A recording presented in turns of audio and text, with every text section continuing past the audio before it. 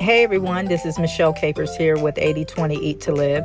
Today we're going to be making a blueberry protein smoothie. So we're going to have the blueberries, frozen blueberries, protein, some raw honey, and some spring mix that I had left over, and almond milk.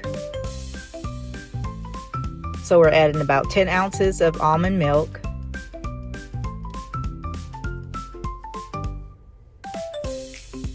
And we're going to put in about a cup and a half of the blueberries. We're going to grab a handful of spring mix and about a teaspoon of the raw honey and a half a scoop of the protein. And so we're going to blend this for about 60 seconds. And there you have it, you all, blueberry protein smoothie. Thanks for watching.